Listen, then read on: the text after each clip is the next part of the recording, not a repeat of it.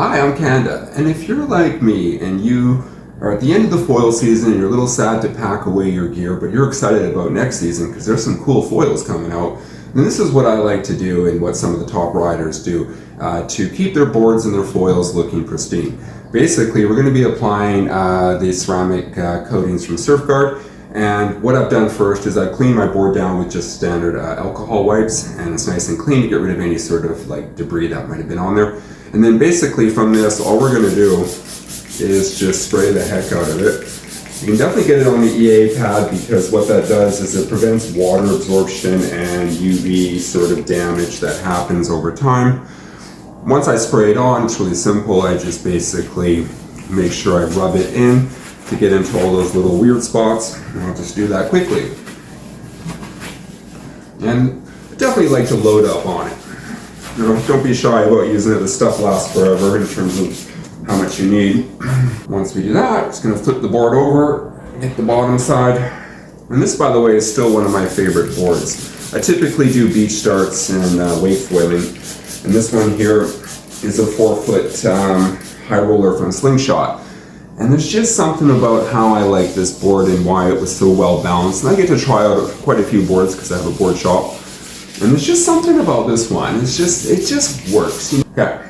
So once we put this stuff on, normally now what I do, because it is a sunny day, you don't see it out there, I'm gonna go put it in the sun and accelerate the bonding that takes place at a molecular level. And I'll put it out in the sun for about 5 to 10 minutes. That's ample time. And then I'm gonna come back and buff it off and Bob's your uncle.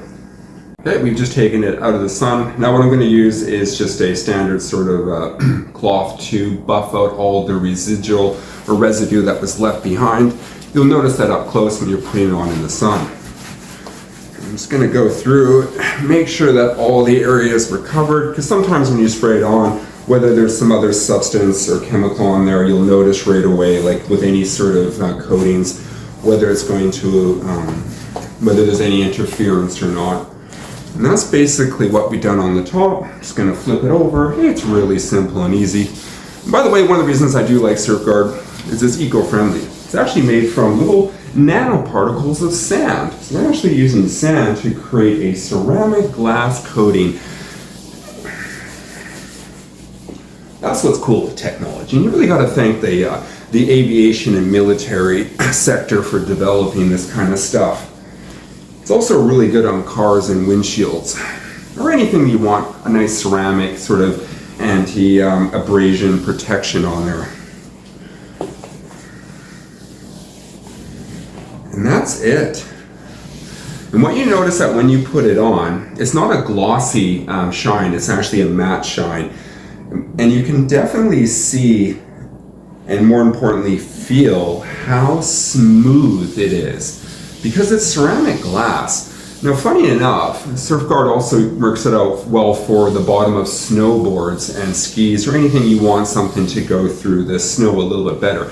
It's a slightly different formula to prevent freezing, but the idea is still there. And I think it's super rad because during the off season of foiling, I like to snow skate, which is kind of very similar to foiling, requires the same technicality and presents a challenge. So if you're looking for a winter sport, I gotta say snow skating is the way to go. Anyway, that's Kanda. Talk to you later.